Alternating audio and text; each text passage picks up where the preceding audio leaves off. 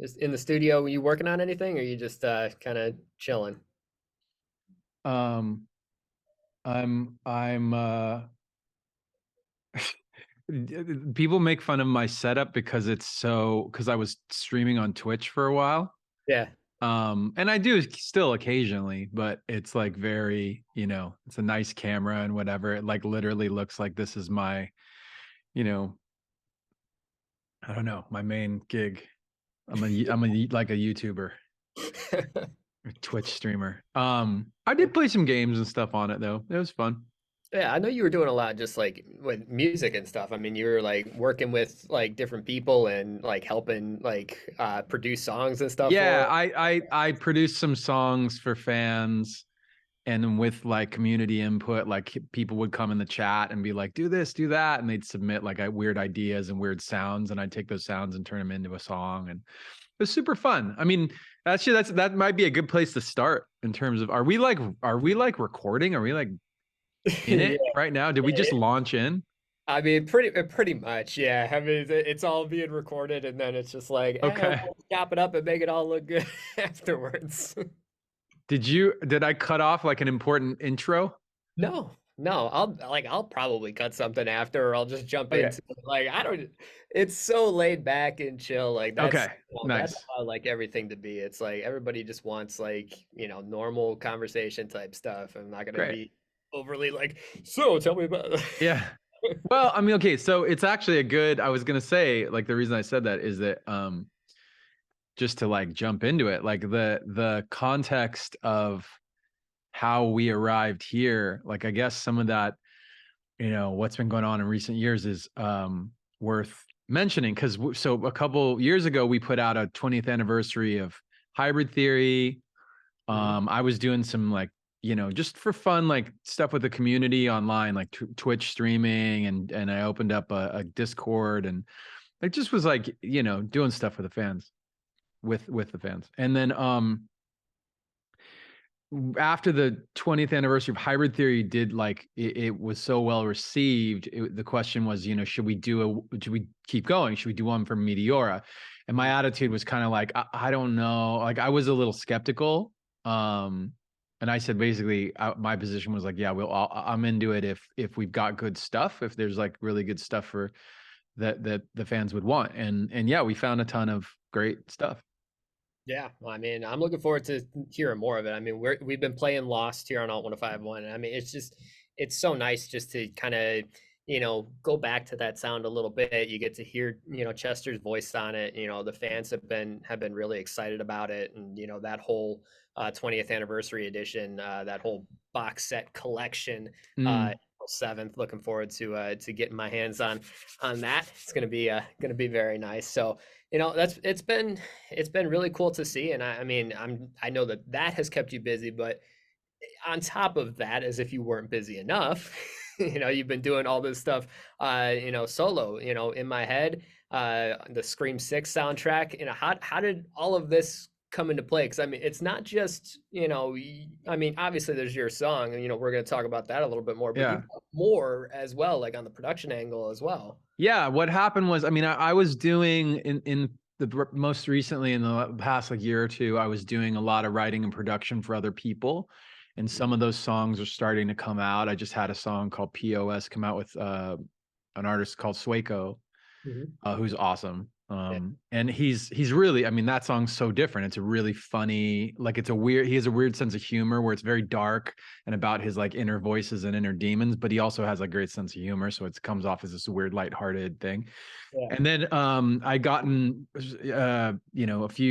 probably a few weeks or months later, I'd gotten um an inquiry from the folks behind Scream, and the Scream, film team who's making Scream 6, which is about to come out this weekend. Mhm. Um, they said, uh, William, the producer said, what do you think of Demi Lovato? And I was like, I think I like Demi Lovato. It's really funny that you should ask. I have a meeting coming up with her. So he's like, oh, that's great timing. you know, because we're interested in having you produce some stuff for the movie, and we're interested in her if she's, you know, if that's a good fit with you for a song. So what ended up happening is I produced and co-wrote a song with Demi for Mhm. the movie, and then they also loved this other song called In My Head. So In My Head is is a solo song of mine. Mhm. Um, and it features an artist named Kaylee Morg. And I'm super excited about it. Like, it's nice to have, you know, with all of that stuff said, it's nice to have like this flood of new music. You've got the old, like basically old unreleased Linkin Park songs coming out, songs that I've written with other people, and then of course my own song. Yeah, and I mean that kind of leads into what I was gonna ask you. I mean, like just working on all these things in all the different areas, you know, and having, you know, everything new that you're working on, and then going back and you know digging through the vaults, you know, trying to find some of the older stuff and everything. You know, when you're doing all of that, like, you know, how are you finding, you know, the almost like inspiration to keep moving things forward and keep trying new things like you know with producing for you know for the movies and stuff Yeah. like that, and Well, just keep I think working with some other artists in the past couple of years has sharpened my skills a little bit. Like you know, it was fun to get in the room with some younger artists and get some of that youthful energy, and also work with a bunch of sound designers and producers and people that like do the craft of making an album or making a song like I always have done. And you know, for as long as I've done it, I know a lot of things, but there are always new fun little techniques and tricks to learn, or just like weird little things that people are doing in the moment that are fun to play around with. Um, but yeah, I think that right now, like what I'm feeling is like I feel like energized again to like make my own music. Like I there was a period of time where I really didn't want to get on the mic. I really didn't want to like sing on a song or rap on a song. And I Mhm. think that time has passed. Like I'm you know happy to like write songs for myself again, and we're just kind of I feel like it's just the beginning of that. That's how just how I feel right now.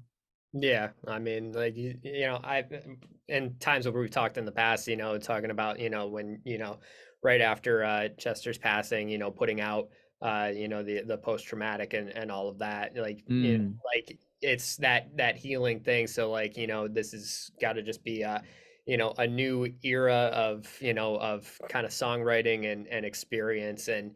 You know, I think you know with this song, and you know, you can kind of talk on this a little bit you know, do you find that you have a different vision when you're going into songs like In My Head when it's like pertaining to almost like a movie soundtrack? Like, do you think more visually, you know, when you're trying to Oh construct yeah, things? yeah, that's a good question. Yeah, there's definitely a different way of writing if you're going to write score. Like if you're going to write the you know stuff that supports the actual story, that's a whole different monster.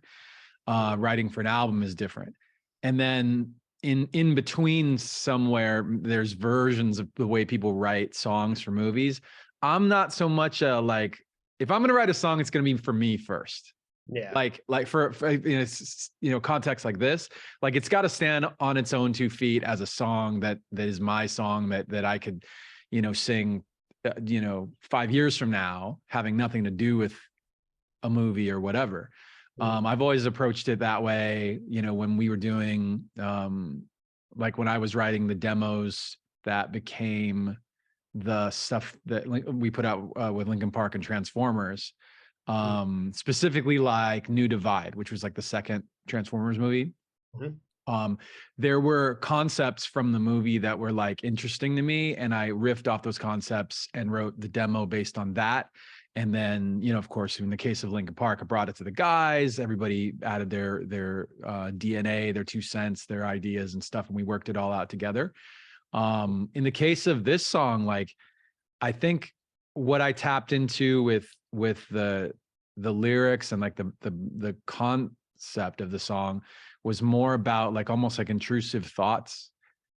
how like, especially I think in the last few years, we've gotten very in tune with like how distracting all this chaos in your social media and on your in your digital life can Mhm. like just affect the way you're thinking and feeling on a day-to-day basis. And to be honest, I came up with a track first on this one, so like the rhythm of it, it's a pretty like rhythmic and heavy track, Mhm. and maybe a little darker than a lot of the stuff I've been putting out lately. Yeah. So, I think that kind of set the tone for the whole song. Yeah, I like it. Well, I'm looking forward to hearing more on the Scream soundtrack as well as seeing the movie. I do want to ask. This is one of my favorite questions to ask, and it's going to require maybe a little bit of thought. So when you look at putting together a set list, whether it's solo, whether it is with Linkin Park, you always have a set amount of time. There's always those staple songs that, are going to make the cut that everybody wants to hear. But what is a song, either solo or Linkin Park, that you wish you could play? It just never makes the cut. It's just always right there. And it's like, we can't do it. It was more that was more the case. I'm lucky because I've been able to play those songs. Hmm. Um, like in the case of Linkin Park, um, that being a like a democracy or meritocracy, like Hmm. everybody had a say, and the way that vote usually went was that, you know, we be playing the hits most of the time. And Hmm. that frankly was like the most of the set. Like we had so many songs, we have so many songs that kind of need to be in the set list that if you start cutting those, you do so at the risk of people leaving saying, "Oh man, they didn't play Crawling," right? Like that would be bad. So, and we've got in a Linkin Park set list, you have so many of those. When I did the tour around Post Traumatic, the guys in Linkin Park would never really play more than about 20 songs. Like you could get unless you played pieces of songs, you Hmm. wouldn't really get a longer set list than to around 19, 20, 21. And then so for my solo run around Post Traumatic, I was like, well, we're just not going to do that. I'm in charge. It's just me. I can be out there for as long as I want. Yeah. And so I ended up digging way into like the B-sides and stuff like that, rapping like random verses from I'd rap verses from album cuts, or even like fan favorites that were like demos or stuff that exists on the internet. Like I'd throw a verse, just like not waste everybody's time. Like I wouldn't want to do 3 minutes of that, but I would do like, okay, here's a verse from like a really random B-side that I've literally never done live. And then Mhm. I'll throw that over top of this other beat for this other song that they do recognize. So that way it's like, I feel like that's like kind of checking more than one box. And it was still fun for people. Definitely online, the fans were like, "Yo, he played that crazy, like this crazy, deep cut." Yeah. And then, of course, like had moments for things like "In the End" and "Paper Cut" to all the way to the singles from that record, like "Crossing a Line" and Mhm. what like "Make It Up as I Go," "Running from My Shadow." Those were the kind of the vocal songs off of the Post Traumatic record. Yeah. Yeah, I mean, it's fun that you get to do things like that, and you kind of get to mix it up a little bit. And I mean, like we talked about, I mean, you've had your hand in so many different things between Linkin Park and your solo stuff, and Fort Minor when you play some of those songs, from Yeah. stuff. So I think I did that too. I think I put stuff over top of like "Remember the Name" or "Where'd You yeah, Go," where we yeah, like blended them into another song or something.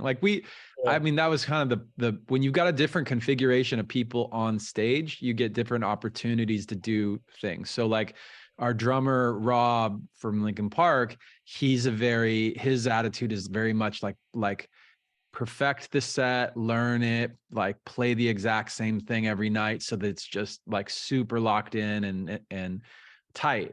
My drummer for the Post Traumatic run was a guy named Dan Mayo, who's a hip hop and jazz drummer from Israel, and this dude can just like vibe out and like freestyle. I mean, he could freestyle how 3/4 of the set, and you probably would be cool. Like you probably it would stay on the rails. Like he's an entirely different type of drummer, and one's not better than the other. But I just what I like is these are all like experiments and variety that keeps things fresh for hopefully for the fans and definitely for me.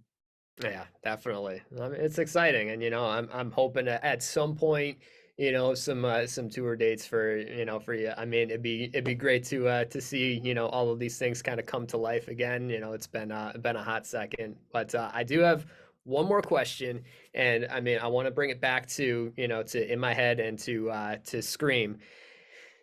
You can't say Scream, but what is your favorite horror movie? I feel like The it's a Shining, The the, Shining, the easy. Shining. It's in my Okay. top. It's always in my top three. Like it's. I realized the other day that I actually really do love. There's a bunch of horror movies that I do love. Like I think the first R-rated movie I ever saw was Nightmare on Elm Street 3.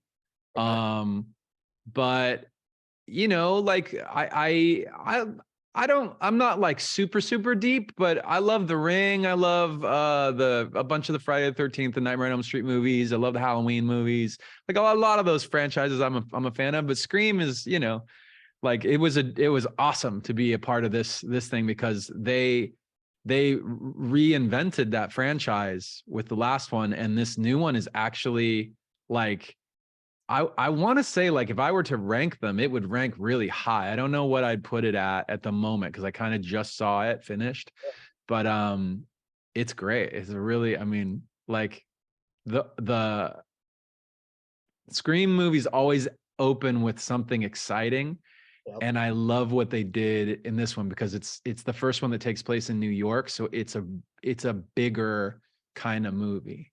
Yeah. And I mean, in the intro, I mean, it doesn't hurt that it's featuring In My Head either. So, Yeah, that's the title. Then after that, you get the title sequence and you get the song. yeah, but I mean, like, look, man. I mean, I I'm I can't think of the last time that uh there are very few artists who've been able to have like more than one song in a big movie like this one. So I feel very grateful, very blessed to be a part of it. And that team has been incredible. Demi Lovato is incredible. And I love this, my song in the movie In My Head is like it's one of my favorite things I've written recently. I love it. Well, I'm looking forward to playing In My Head here on All 105.1 a lot. It'll be right next to right next to Lost. So, we'll keep playing that. The Scream movie in theaters, Meteora 20th anniversary, April 7th. It's a lot of things to to check out. Yeah, the Demi Lovato Still Alive, that song is already out, and In My Head comes out with the Scream movie. So those old Scream 6 and In My Head are both out this week. I love it, man. Well, Mike, I always appreciate getting the chance to talk with you, man. And just on that personal note, your music, old, new, all of it means a lot to me. So it's always a pleasure to get to talk with you, man. Awesome, man. I appreciate that. I like your hat. Thank you.